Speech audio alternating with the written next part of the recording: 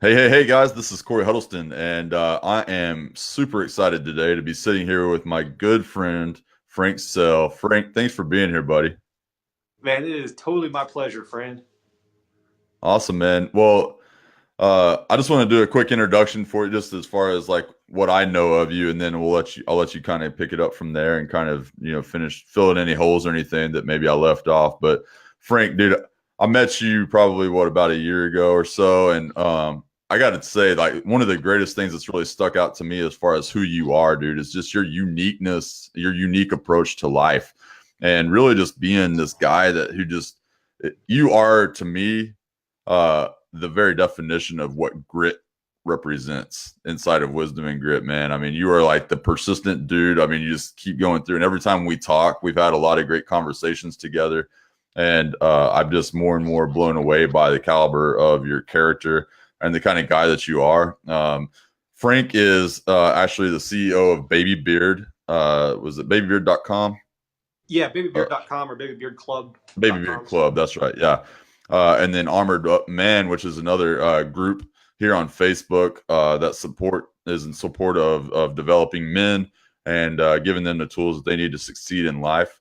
Frank is he is the quintessential entrepreneur. I mean, the guy is constantly creating, and he's like a master at creating unique like word phrases and things like that. I mean, that's one thing I wish I had more of, inside of my entrepreneurial endeavors. But dude, thank you so much for being on the show, and I'm excited to dive in, fill in any holes or anything that I left out.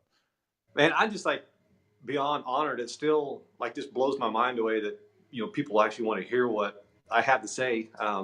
And I like to say that I'm just blessed with a level of ignorance not known to a normal man to quit sometimes. But that's really served me really well through life. Yeah, From our first business that we started about 16 years ago to relationships to marriage. I was doing a podcast earlier today, and just I don't think a lot of times that our wives get enough credit for putting up with us, and so many of them. From my personal experience, it's like I can watch it now. It's like it's just waiting for us to grow up to be men and take charge and lead, because that was kind of my experience. I never, I had my dad would tell me a lot of generalities, but then there was a lot of holes to fill in for myself.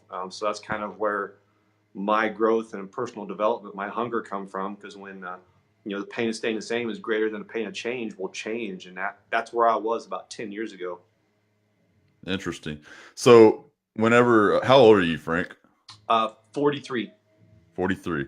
So, how old were you in your own life whenever you started to kind of get that desire to really understand what it meant to be a man at a higher level, or where you started to actually realize that there was another layer to all of this? March 13th, 2013, Wow. to be Okay. So, exact. what happened that day? That journey had started probably a good 5 years before that. And really, of all things, it's when I got started in dabbling in network marketing, because that's one of the big things you'll hear across the board with that industry is that, well, if nothing else, I really learned a lot of good information. And that was Yeah. my story. I was never any kind of financial success, but the man I became, and the because of the association, because I was around people that wanted to improve themselves, that Yeah. wanted to develop themselves into leaders, it kind of it exposed me to me just a little bit, but I still had a level of ignorance and self deception that I think I posted on Facebook the other day a little excerpt from a book that I bought called University of Hard Knocks. Yeah. And I've seen the book. I haven't read it, but yeah, it's awesome. It's like a I don't know 100-year-old book, but it basically it lays out this little parable that some of us we can be shown and we can get it. We can take somebody's word for it, yeah. or like myself, we just have to have our face ground into the pavement before we're like, oh, now okay, Yeah. okay, I trust your judgment. So that was kind of my case. And 2013, I'd had a relationship that I used to say it failed, but it didn't, because um, I learned from it, and I'm still learning. Um, and so it didn't end up the way that I thought it would, which so many things in life happen that way Yeah. because we approach them from our level of understanding. And so when my wife and I, we got together, um, neither one of us had dealt with the toxicity or the garbage and baggage from our childhood, our previous relationships. So we start this new marriage, and with all this old attachment drug into it, and it just got to a point to where literally, the level of ignorance that I'm blessed with, I told myself I'm going to go to this men's church weekend that all my friends around town are going to, and they're all just loving it. And I was like, man, that sounds like a good time just to get away and not have to hear anything. Um, Yeah. and so that was the weekend of March 13th, 2013. Sorry, I was pulling up the broadcast on my phone so I could monitor comments also. But Oh, right on. uh, yeah, no, that's awesome, man. So whenever, so you started out in MLMs and kind of learning how to do some personal development stuff in there so by association. Yeah, I kind of started out not in MLM, but I was introduced to the book Rich Dad Poor Dad, and that book at 20 years old, I met a guy in a bar, back then, and he was wearing a suit, and I was like, man, how do I become like you? Because I was working in a warehouse and all that, and he was like, well, I don't know, man, but a great book for you would be to read Rich Dad Poor Dad. And I remember thinking, man, I hadn't read a book ever in my life, probably since Green Eggs and Ham as a toddler, or something. And that was a book. I actually went out and bought the book, and dude, read it cover to cover in even a matter of days. And I was like, I didn't even know books like that existed. And so I fell in love with that whole concept of doing that. So I can totally relate with where you're at, man. Like, so you said you got married, and then y'all were kind of dealing with some of the stuff that y'all had never really understood how to deal with in that time. And when I was asking you kind of about, some of the key points that you wanted to try to get for everyone to take away inside of this, you mentioned having or going from a fool in tinfoil to a king in armor. What does that mean to you, first of all? And then let's kind of dive into like what that journey looked like for you. Yeah. So, really a fool in tinfoil, this thing, a knight in shining armor. When I was really, this fool, I was ignorant of what real manhood is. And so I was kidding myself by literally basically being a bully when I would come home, and I wouldn't take the time because I didn't know myself. Number one, I didn't understand how I work and how I communicate, how I relate to people, how I relate to my wife. Yeah. And so when I'd come home and I would explain something, or she would explain something to me, I'm like, here's your answer, man. Okay, great. Let's just move on. I was kind of a logical minded person. And of course, as men, we're fixers. We want to fix stuff. Right. But, I didn't know that the heart doesn't understand logic. I didn't know that the heart just wants to be listened to and understood and know that you care and all this other good stuff. I just want to get shit done.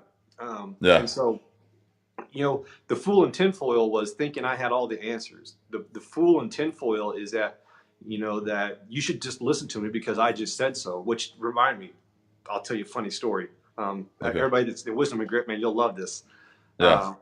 And so, that was my communication style. That was my mentality, was that I'm just Frank Sell. I'm just the husband. You should just do this just because I said so. We don't need to talk about it. I already know how this ends up. You just need to do this.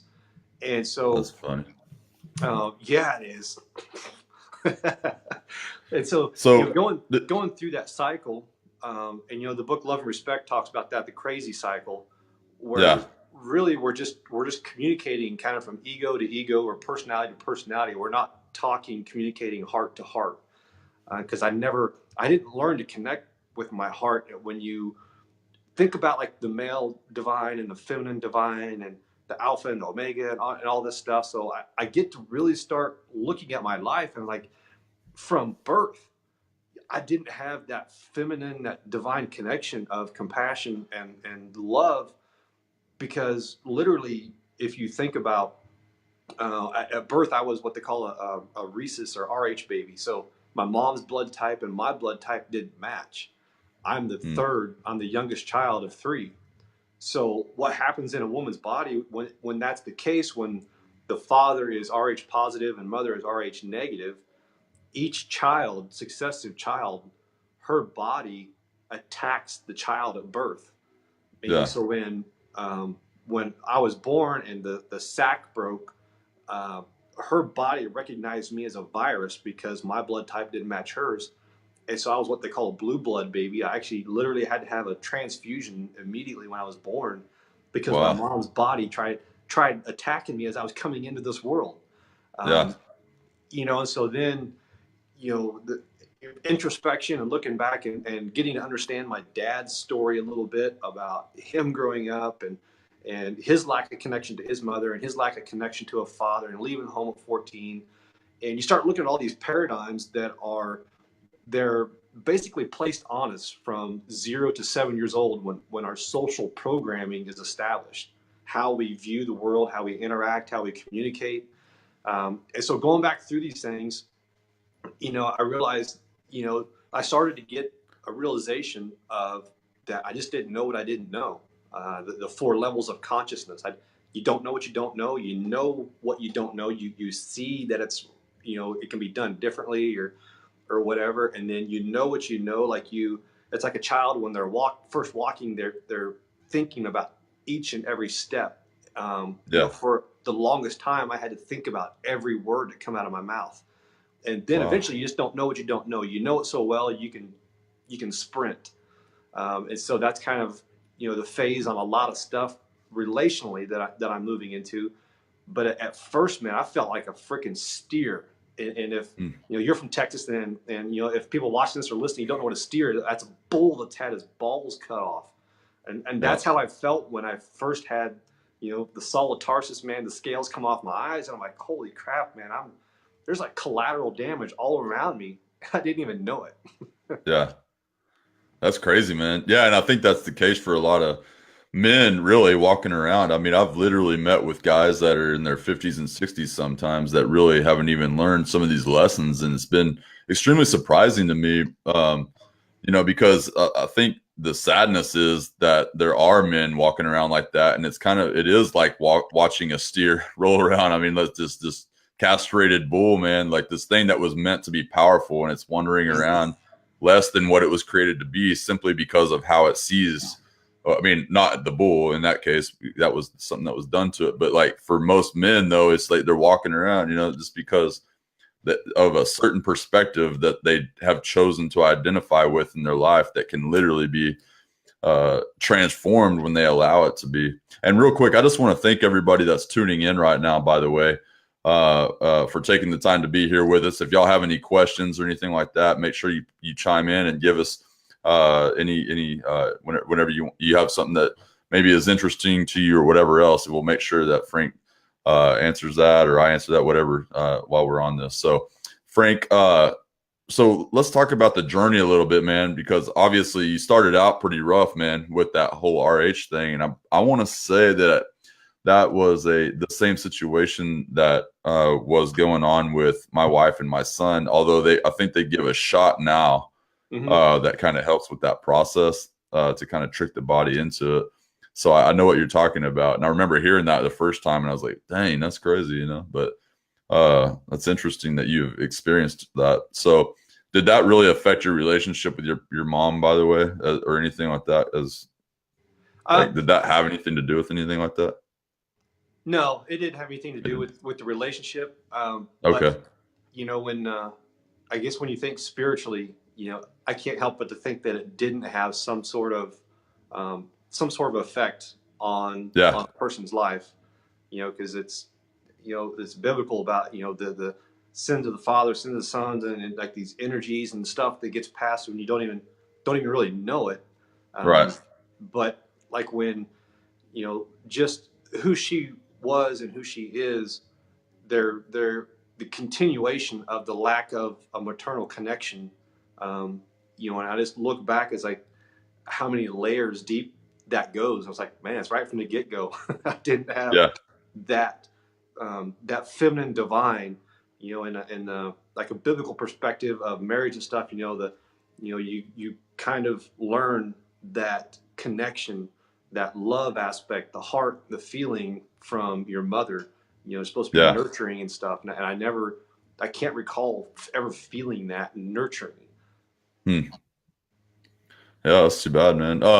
So okay, going from that, then you said you kind of went through some of the problems and stuff up into when you got married. And I want to kind of walk through your journey a little bit, man, because when you talk about a print, or was it a fool in tinfoil? Mm-hmm. You know, we've kind of talked about, you know, just some of the aspects of that, and not really being the kind of guy that was, you know, a loving, you know, husband, and kind of being just because you didn't know different, it was like do it this way or whatever else. So that transformation that's kind of took place in that, was mainly, was that like an all in one moment, or was it, I mean, what was the moment of revelation like for you? Um, you know, I really, it was at like that church, that men's weekend deal. Like, I mean, I literally bawled my face off for a Hmm. day and a half. Like, I mean, guys were like watching me because like they could just see my face, the pain. Um, Literally, you know, I had finally handed that baggage and that emotional drama to Christ. You know, he's like, dude, I want it. He's got to give it to me. Let it go. And so Yeah. when that realization, you know, finally came on to me, and it's one of my frankisms that you know is, it's like I didn't know whose thinking I was thinking, and it became clear at that point. I moved from I didn't know what I didn't know to the second level of knowing, which was okay. Now I kind of know what I don't know, Yeah. and you know, and it's a biblical perspective and it's a scientific perspective that nothing in nature can exist in a vacuum. So like, you know, you know, I'm kind of like, I've been explaining this. So like, if you're going to hear this on a podcast, just so you kind of know how I perceive myself in the marketplace of this. So I've kind of coined myself as a mix between like a Jim Rohn, where I'm no scholar, but I know a little bit about the Bible. A Yeah. Tony Robbins, where you know, like, yeah, you know, you got to put it out there, and Larry the Cable Guy. You just never know what will come out of my mouth. That's So like true, man. the who's thinking are you thinking? I was at that weekend, and I just kind of realized like, wait a minute, what I thought was manhood is really just an entitled baby. Um, you know, and Hmm. so I knew at that point, you know, whether I had clarity to listen to God at that time, or whether it was an intuition. You know, they're probably the same thing, just different ways He speaks to us. Um, but I knew that I had a vacuum, I had a void, and I needed to fill it. I needed to seek mentorship. I needed somebody else's thinking. And the first, I didn't intentionally do this, but I knew that I needed to find people that had results. So I'm at this church weekend on a Saturday of a 3 day deal, Friday, Saturday, Sunday. And Right. then on a Wednesday, I call this old family friend of ours that my dad worked for him in the 70s. One of the cousins lives down the road. Another cousin I was in business with, snow removal business. And the whole family, their unit was really tight. They vacationed together, aunts, uncles, everybody was really tight. And they're all really financially sound, Hmm. entrepreneur family. So I called this guy up and is like, hey man, you know, I just accepted Christ in my life. I have no idea what to do.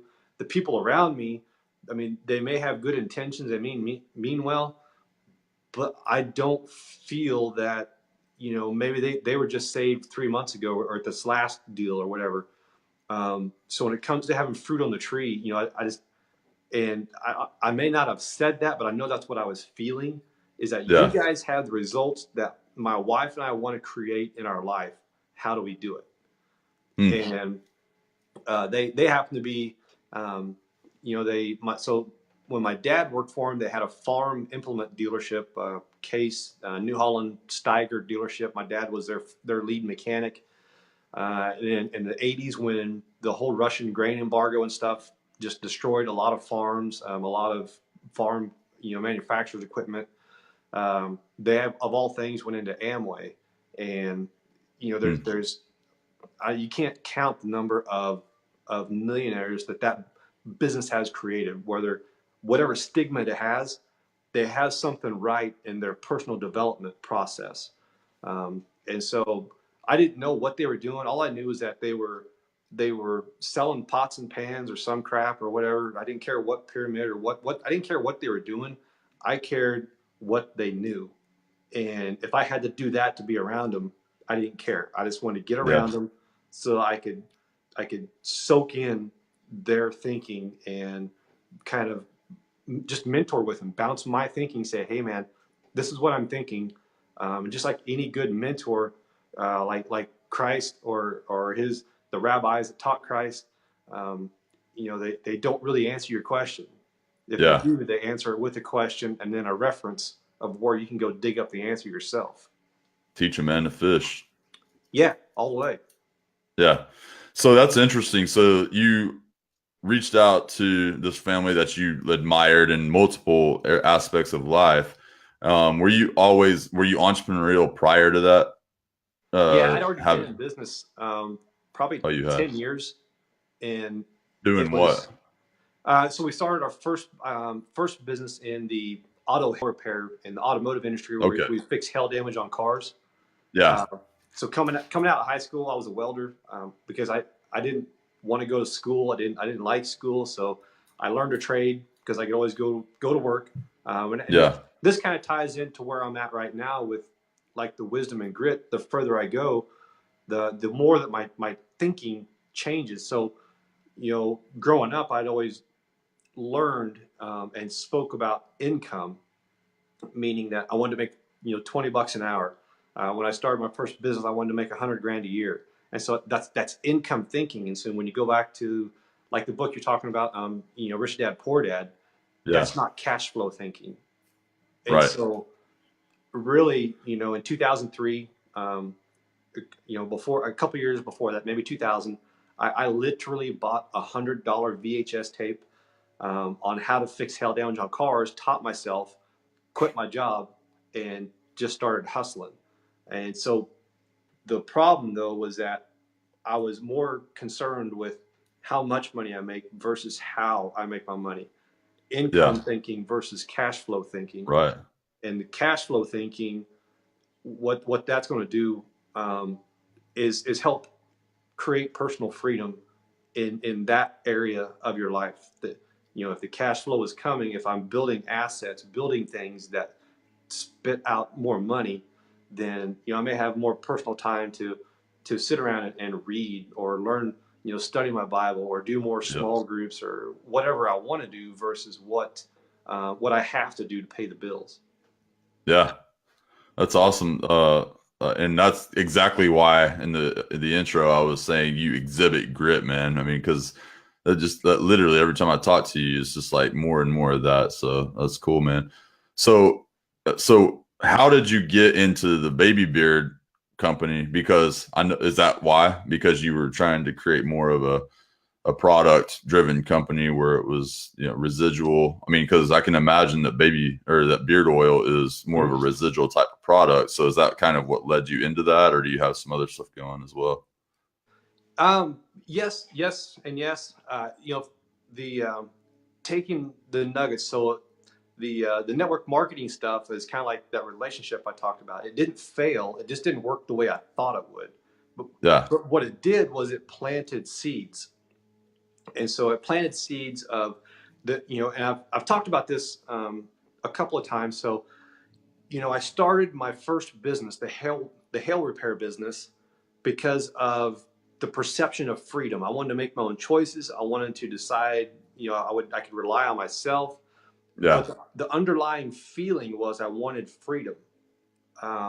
So in that scenario, that's not quite exactly the way to do it. If I had done things a little differently, structured my money a little better, been a little bit more disciplined, I could have taken a portion and bought assets to make money, but I didn't.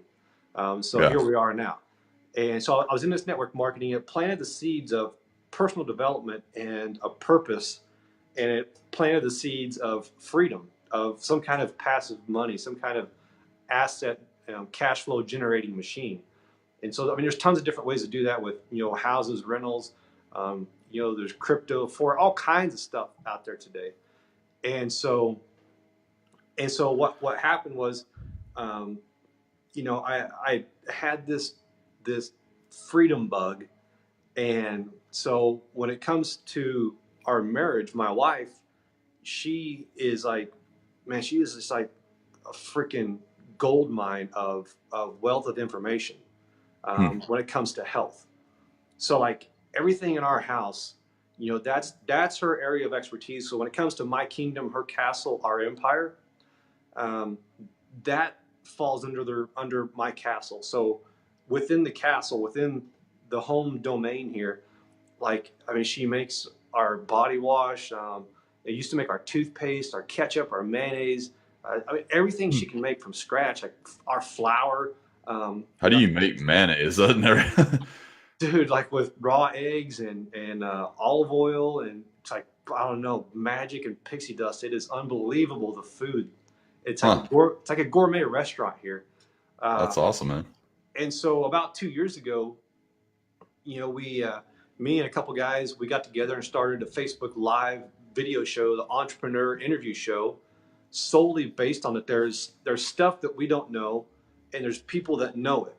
And so what we're going to do is we're just going to create a podcast or interview live show to ask people, kind of like what we're doing here. Yeah.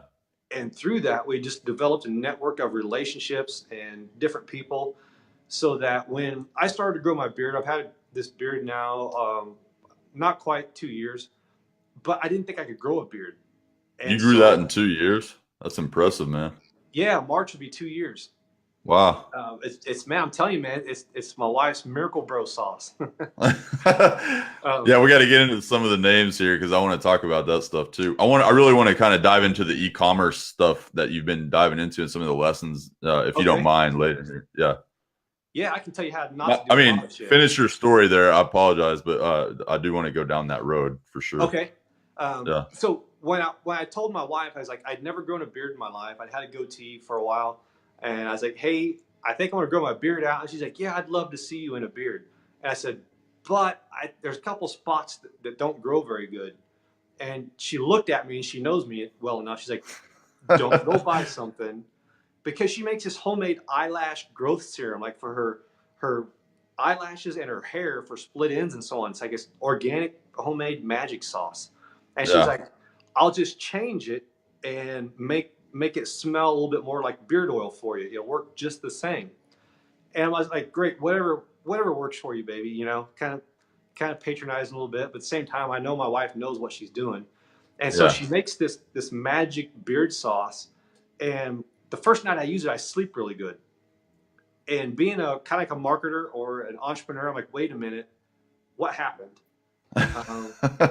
Because what I saw there is, from this whole, like the network marketing, there's a lot of really essential oil companies that are like $1 billion companies. Yeah. And there's this whole beard oil market that's, it's a $1 billion market. And nobody has marketed beard oil this way. And so because of this network we'd already built, it's just kind of like the Bible says, build your house before you need it. I'd already built this house of relationships. So hey, by the way, Paul Beam's saying he needs some of that Miracle Bro. I mean it, man. It's some mean stuff. And so by doing these things, I started talking to people in my circle that had results, that have sold a lot of stuff in e-commerce and online. And every one of them, I did not have one single person say, that's a bad idea, don't do it. Every one of them was like, dude, that's brilliant. And so I kind of did what I do. I'm kind of creative. And so I just kind of asked my wife, what else will this do? And then came up with like little catchy names to kind of catch people off guard. Like, well, what do you mean lights out beard oil? What's that? Well, it'll help you sleep. And then, so it's just that whole marketing aspect is kind of my vein, I guess.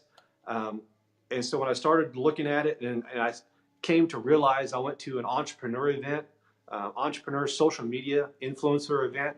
and I met a couple of men that are in that space, and I started listening to their stories.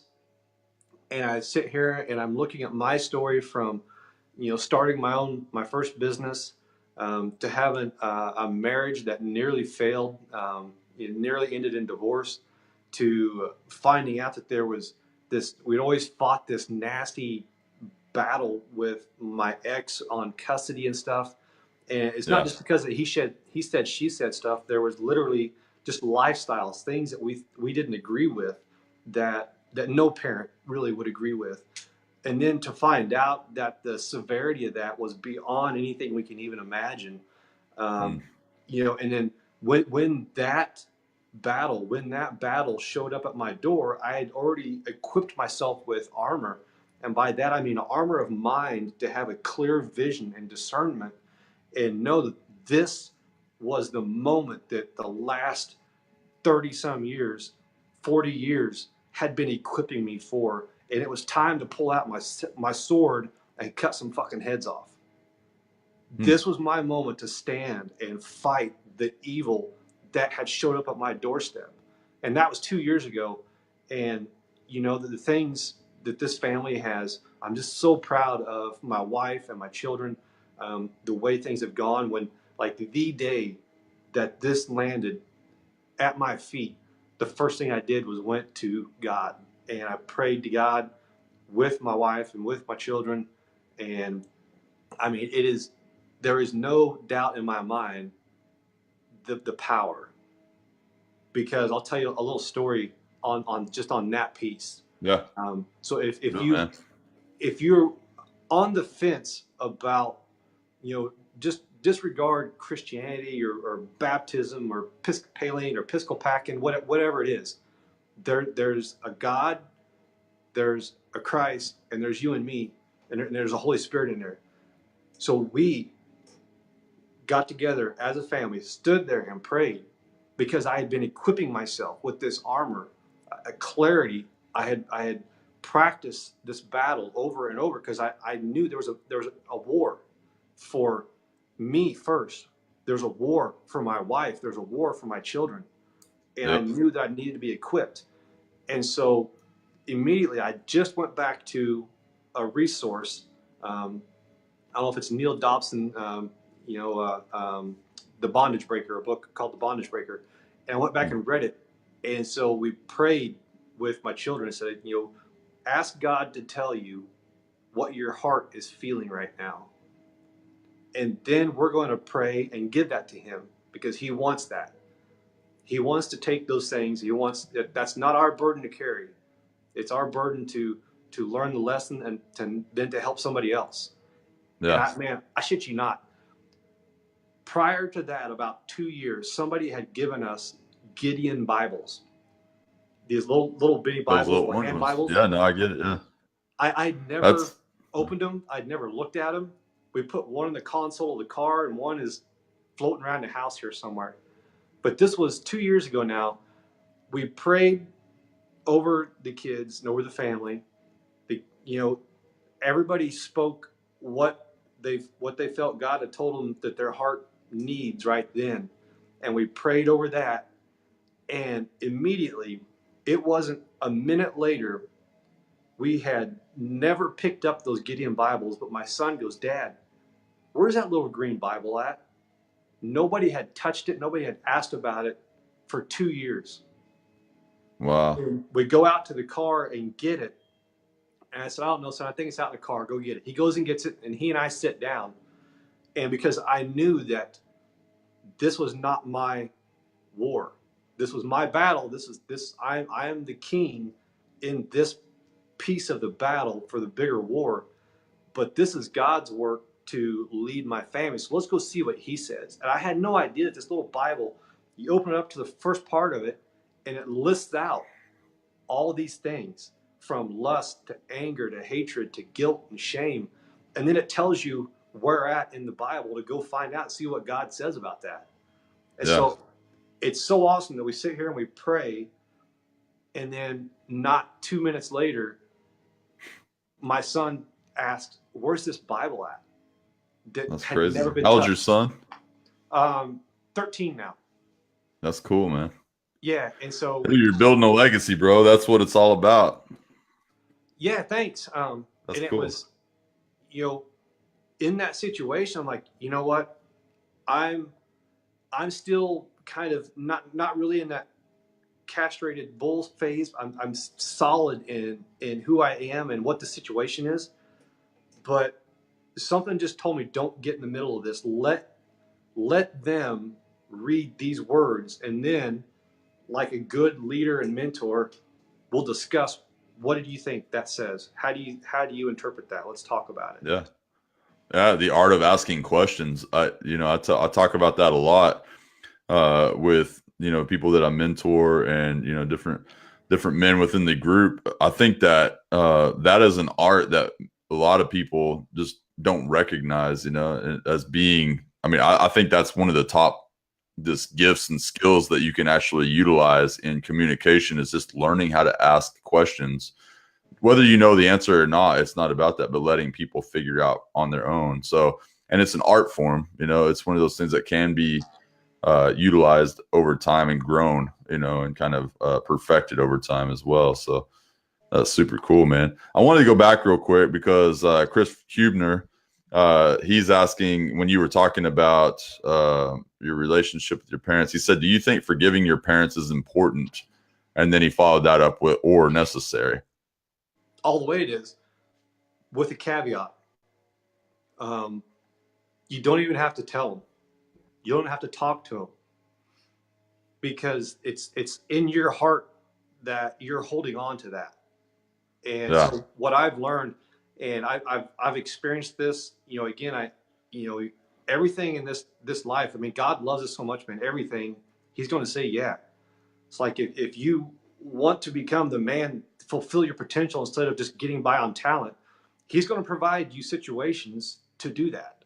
Whether that's Yeah. shitty parents or whether that's experiences, whether that's whatever it is, He's going to equip you. And whenever you're ready to learn and allow that lesson in, then you'll get it. So, and why I say that's because I've gone through that with my family.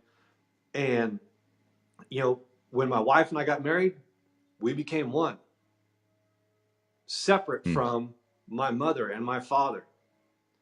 And so when I look back on that, I'm like, okay, I'm looking at this and okay, these were the things that situation taught me. I don't need to go back and verbally say it to them or vocally. It just depends on if you want to heal that relationship or if they're still in a place where you have that armor, you have that ability to know, okay, if I'm just going to go in there and apologize or not apologize, but ask for forgiveness or give forgiveness, um, and you have discernment that that person is still the same person. I mean, it's really, you're just inviting more attachment.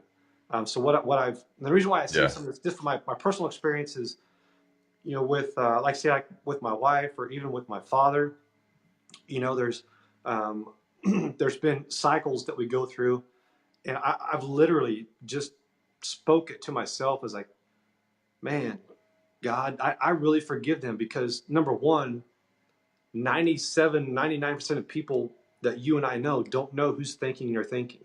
They never took the time, never had the time, the amount of thought freedom to understand this is not from love. This is not who I truly am.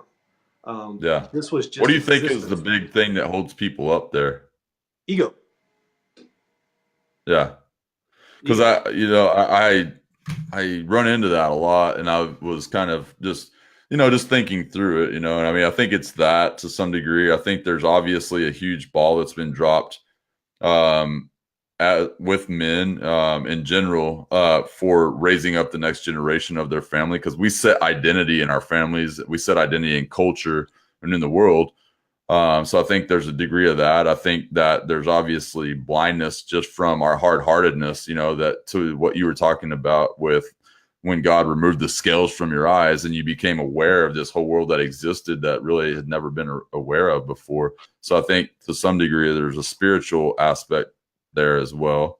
But yeah, I think the ego, where's the ego born from? I mean, this is getting a little deeper probably than my head capable of doing. I apologize if I'm a little off topic there, because man, but that's something I really am interested in, because I feel like if we can kind of narrow down what that is that keeps people in that space, man, we can really start to do some damage, as far as getting in there and setting people on track. So like as you were saying that, I was thinking about like an analogy, of ego. So like, from that 0 to 7, we get our social programming. And even before that, when we're in our mother's womb, we can hear the voices, we can feel the energy that we're coming into. So from 0 to 7, we get this social programming. And it's just like when you go, like if you haven't gone to the gym in forever, or I used to race a lot of motocross, and like right now I don't have very many calluses, and the calluses come from friction, and it comes from our physical being, our bodies wanting to protect themselves. And so our heart is the same thing. So when you run across a really maybe a coarse or hard-hearted person, it's because they have this thick shell to protect their soft heart, their ego inside, because the ego doesn't realize, we're spiritual beings having this experience, and they don't fully understand that, what Christ was saying is like, man, you can't really hurt me, bro. I'm at the right hand. I'm here experiencing this. And so we just go through life and we just get layer after layer after layer of thick skin without understanding that, we can protect ourselves. We can wear, there's a protector out there that, the Bible verse, by prayer, petition, present your request to God, and the peace of God, which transcends all understanding, will calm your heart and mind. And so most of us, we think our personality, ego self has to go out and solve this, when we're fighting stuff that's not even our fight to fight. And so I think that, just over time, we just don't understand that we're holding on as tight as we're holding on. And that's something like because that's the reality, maybe. What's that? You think it's because it's their reality? I mean, and so they don't know any other way, and so it's kind of like, I mean, all the psychological studies and stuff like that have been done. Like, there's this video. I don't know if you've maybe seen it, but you can go Google it or you watch it on YouTube. But there was a doctor's office or something, and they had three controls in the room, right? So that means that there were 3 people or something in the room that were all there they were like paid actors or whatever. Mm-hmm. And they're in the doctor's office, and this lady walks in who's she's the variable, right? The subject. And so she walks in and sits down, and these people, like every 3 minutes, they have this alarm that goes off, and they'll boop, they stand up, right? And then they, like the first time she's like, what? Okay. Not like doing it. And then, they sit down, they do it again, and then boop, the thing just rises. They all rise back up again. And this time she's kind of like really slowly getting up. And then they all sit down, and then she sits down. And then the next time it goes boop, and it like boom, she stands back up without hesitation this time. So they know they've got her trained. So now they start calling those controls out into the doctor's office, right? And essentially they do that. And every time the bell rings, boom, boom, she's standing back up. Well, so that all of the controls are gone now. She's the only one in the waiting room, and that the alarm goes off, and she boop, stands back up by herself in the room. And then they introduce a new variable into the room, which is a new client, like somebody that's just random. And now she's training the new variable to stand up, and it happens. And then like they're just proving it. That happened like literally in the span of maybe 20 minutes, dude. And I was just sitting there thinking like, oh my gosh, if that's happening there, think about how so many people are existing in this life of just kind of doing what everybody else is doing because, or what they know because they don't know any other way, or they've just completely let themselves go to, the easy path. Right. And Yeah, so I don't know if that's even compatible, honestly, like for the mainstream, yeah, besides just having one-on-one relationships with people and calling them out of that. right. And it's kind of like what you and I were talking about the other day. Where it only Yeah. takes like 3% to affect change on like a nationwide, worldwide scale. So it goes back to that understanding of whose thinking are you thinking.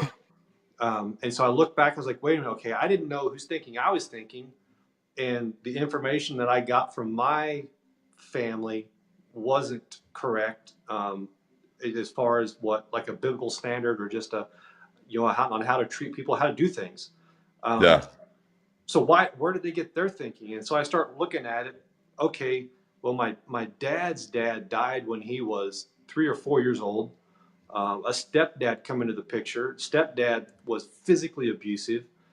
So there's obviously problems with this stepdad to be abusive to children. And my dad Mm. left home at 14. Um, and so I start looking back at this, and then, with like say scenarios that I'm familiar with, that 1 in 3 women have been like sexually abused. 1 in 5 boys are men. And so you think about this: you're married. Um, your mom had a mom somewhere down the road and a grandma. 1 in 3 of those has probably had some abuse that has then adjusted their lens on how they interact with the world and men. And so, like for Yeah, me, that's interesting. Yeah. So yeah, just a minute ago, you were about to say 1 in 5 boys. What was the stat on that? Because I'm interested to hear that. yeah. So 1 in 5 men have been abused, sexually abused, as far as they know. Dude, I'm surprised it's that low. I mean, like, because I don't know if it's just recently, but I've been hearing so many guys that, because I have a lot of one-on-one talks with men and stuff like that. And over time, when you're talking with them, you get to know them, and then you find out that they were actually sexually abused. And it's like, I think it was maybe, 2 or 3 years ago. I didn't even realize that was a thing. I mean, the one in every once in a while case, but dude, it's way more rampant than I originally thought. And it's like, man, I mean, this is something, and we don't really talk about that societally. Yeah, and it's something that you know. Don't want to go into a lot of detail, but like say, like my wife and I've had these conversations. It's like if you read the book, Wild at Heart or Captivating, some of the John Oh Maxwell yeah, stuff. love that book, man. Yeah, Um, it talks about like in Captivating, or even Wild at yeah, Heart. As men, as fathers, as kings, we are supposed to set the example, the Godhead in our families, and it's not so that we can eternally be the God in our family. It's meant to be equipping ourselves with a relationship with Christ, understanding the Word, so that we can then plant those seeds in our children and those around us. yeah, So, like, my wife and I have actually had this conversation about trust. And because of like some of the stuff that I did when we first got together, women, they cherish like safety and security in so many different ways, and a solid foundation. And I was constantly taking that safety and security away, like a little child. I would take yeah, that away to try and manipulate and get what I wanted out of the relationship. And so, but what that did is, the way she grew up, both her parents died by the time she was 11, and oh so man, she was orphaned and never really had that safety and security of a father, of an all-loving father, and so she could never fully trust. And so here we are. I had this come to Jesus weekend and moment, and I'm all excited, and like she keeps telling me like she's literally scared to read the Bible.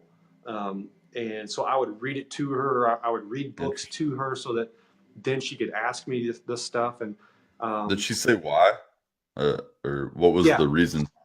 yeah, it's because of a lot of that stuff from childhood. She was afraid of the, and that's one. I guess if there's a problem or a lens that I see a lot of people use the Bible like a legalistic standpoint and want to just, beat people over the head with it. She was Yeah. just afraid of that, afraid of judgment, um, and just didn't feel that she could trust God, because if if God, loved her, then why did he, you know, let having Gotcha. these situations happen? Yeah. Well, when we had this situation in our family, well, then she learned that, oh, wait a minute. If God's Alpha, Omega, the beginning, the end, he knew all this stuff was coming, and he Yeah. knew that these children would need uh, a shepherd. They would need a mother. The Old Testament says, better is the barren woman, because then she can adopt children into her heart.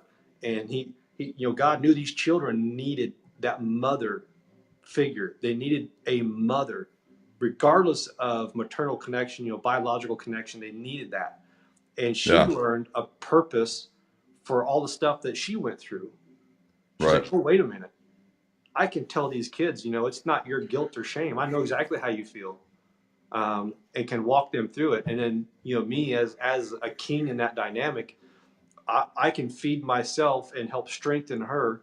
And then, she pours into the children, and it's just a Hmm. very symbiotic um, relationship. And so I'm just really wicked proud of where the whole family has come from, a situation that could have and has crumbled a lot of families.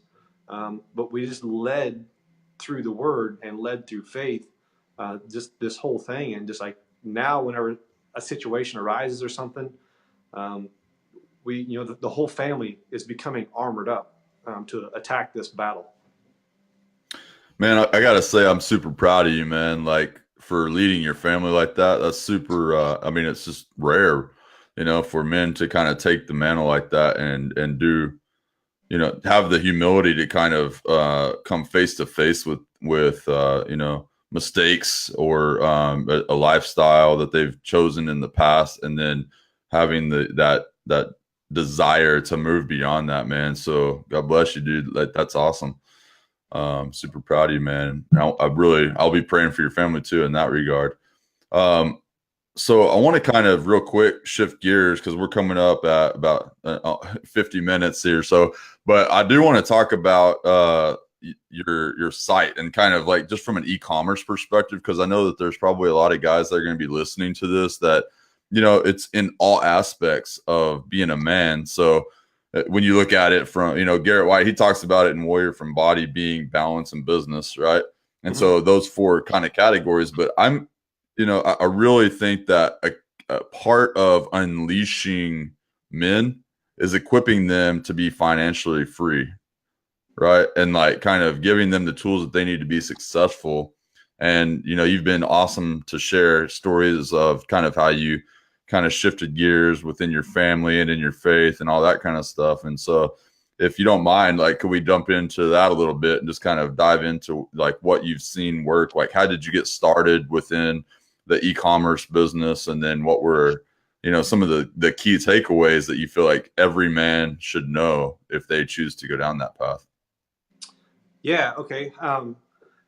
So I kind of, the problem with me is that I tend to be the bottleneck for a lot of situations. And so it's like the book Outwitting the Devil talks about drifting. Like we go from way out here to one side to the other, and you want to try to stay close to center line as you become more aware of yourself. So like in that situation, like I knew that I didn't know a lot of stuff, and I had tried so many things myself. But there's what's called the Pareto principle, or the 80-20 rule. And Yeah. so, if you're watching or listening, that means that 80% of your results come from 20% of your efforts. And I realized that I'm not very good at selling stuff online. What I Hmm. am world class at is fixing hail damage on cars. I Gotcha. mean, and so I realized I need to quit paying attention to stuff like the e-commerce that it does. That's not my specialty. My specialty is over here. I have it kind of like Jim Rohn talks about. There's seasons. And so, especially Yeah. with hail damage, there's a season. And so, to start with, man, I really focused on what I'm world class at, fixing hail damage, and then reaching into my network of people and looking for people that had results, that have sold a lot of stuff online, 7 figures, whatever, have built up these e-commerce, kind of like Amazon or so on, when you buy Yeah. stuff online. And I looked at them and said, okay, I'm going to go over here and do what I'm really good at. How much money is it going to take for you to do what you're really good at and help push this thing along? And I got to say all this with a disclaimer that, I mean, Baby Beard Club is still a multi-dollar business. It's nowhere near replacing an income. But Right. what I've done though is position things with branding, with sales channels, with relationships, that the further I move down the road in this game, that there is one little tiny lever that I will pull eventually, and everything will fall into place, because all the production is there, all the sales channels are right, all the relationships are right. That Yeah. when my level of understanding sees that lever, then everything is in place. And so I've focused more on building a brand than I have building a business, because I've built a That's business for great. 16 years, and that's Yeah. really kept me busy. And I've pretty much shown myself and everybody that busy's busy. It's not always profitable. So All right, well, going, let's shift gears then, because that's cool. I want to talk about then building the brand, because I had a meeting this morning with a guy who he's been very successful in multiple avenues of what he's done as a man, but like for other people within that realm, he hasn't been able to capture it and turn it into a brand around him so much. And so he's kind of at this point in his life where he was, he's just like, man, I don't know. I don't, for whatever reason, I wasn't able to he knows it's because of his own personal branding or lack of, Mhm. and being able to do that. And I think you're right on with that, because I was talking about with Wisdom and Grit, for example, I've been running that group. Frankly, that Wisdom and Grit has been, the culmination of over a decade of working with men and doing different things that I've done, through Wingman Ministries, and helped develop that out. And we've got, thousands of guys in that now, and some different things, but but really focused on the development of men. And, like, I feel like there's a huge lack in actually equipping, right, and doing that kind of thing. So Mhm. how do we help guys with the personal brand side of it? Because you do have a good knack for that, for sure. Like, what Man, are some of the keys for that?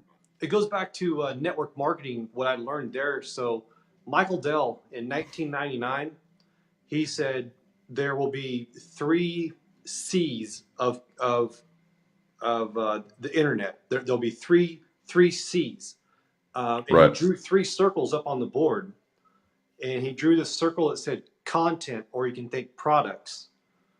There will be this circle that contains commerce or profit, and these 2 circles were the same size.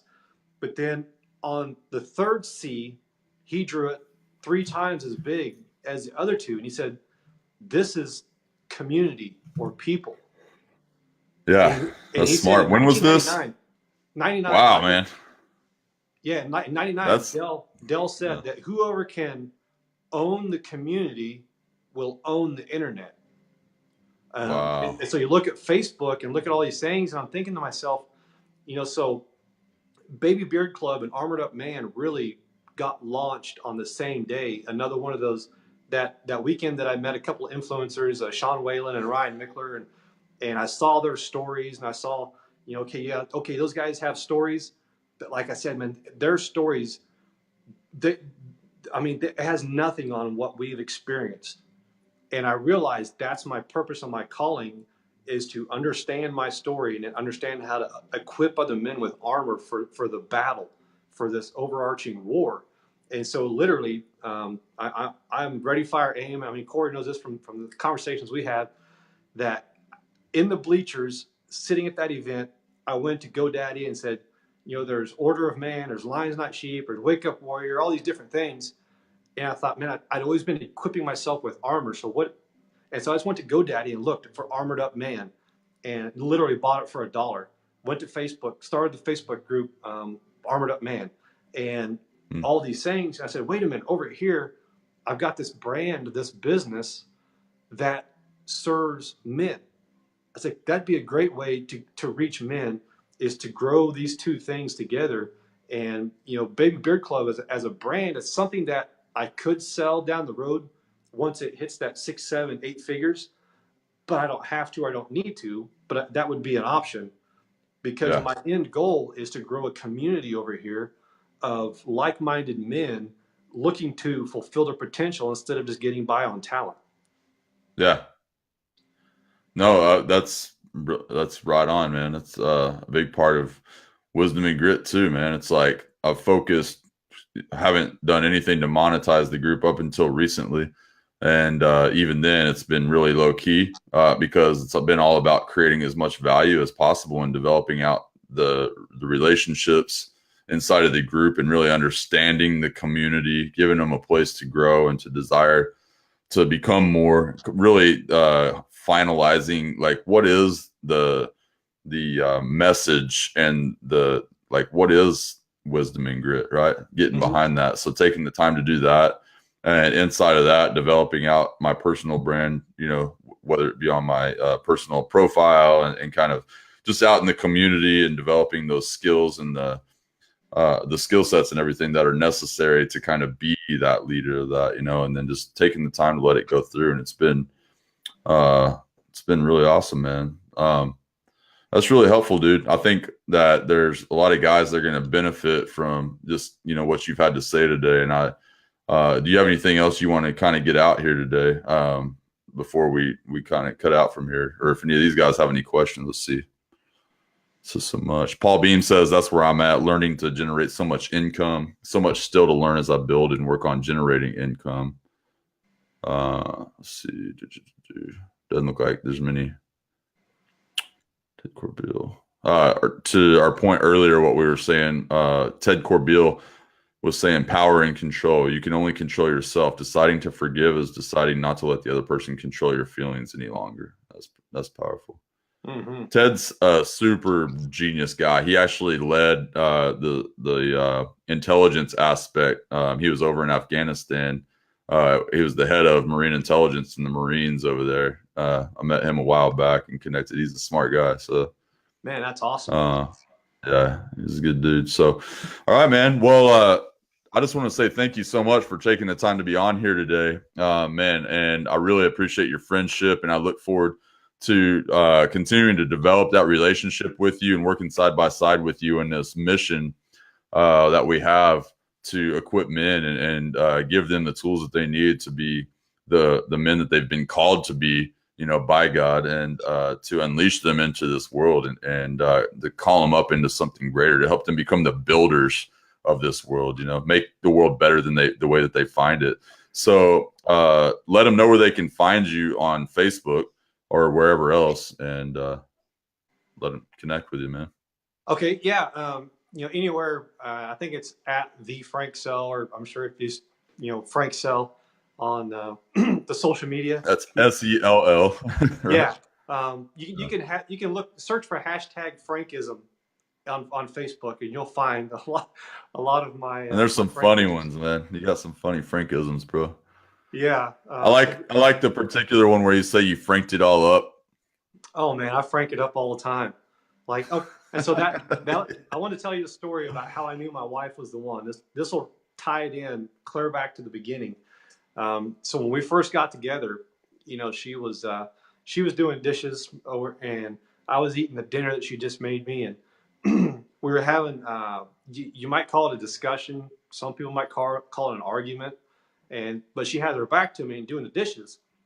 So this is a little insight to my relational and communication skills. Finally, in the middle of this discussion, I said, "Look, because I'm the man of the house and I just said so. It's done."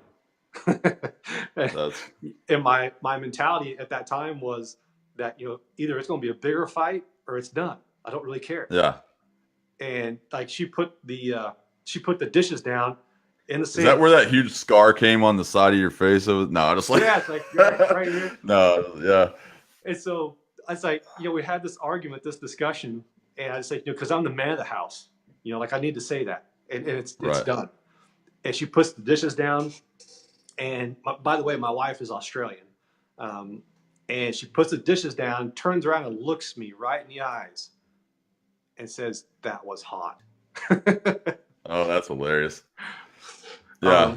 No, And I mean, so there comes a time where a man has to kind of stand up, and do that every once in a while, but it's, yeah. I yeah, think, it's with, I think if it's said in a way where it's, not like where you're, not trying to be demeaning necessarily, but yeah, every once in a while, man, you got to step it up. So all the way. get it. It's like one of my friends, That's just because awesome, she bro. likes to be dominated doesn't mean she likes to be controlled, and knowing the difference. That's manhood. Yeah, that's good, man. Well, dude, I appreciate you taking the time to be on here. Like, the comments have been amazing. Everybody's loving it. So appreciate you, brother. And if you need some good beard products, you can go to babybeardclub.com. You got a great site. It's really nice looking, man. So I wish you the best success there. And obviously anything I can do or we can do within the group to help you be as successful as possible, you just let us know, bro. Man, I appreciate that. I'm just, like I said, I'm completely honored to be asked to be on, something like this. That I still at times don't get it, but at the same time I do get it. So I really thank you for asking me to be on here and to share a message. Yeah, my pleasure, man.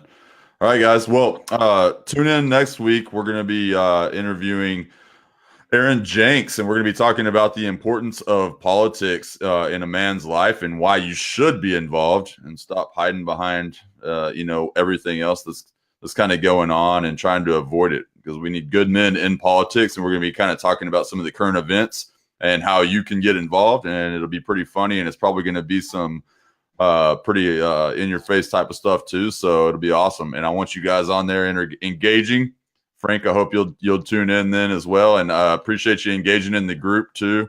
Also, if you guys are interested in engaging with other like-minded men, we have a Facebook group called Wisdom and Grit, likely enough. And if you're the kind of man who wants to be a builder of the world, then that's probably a group for you. And just go ahead and go.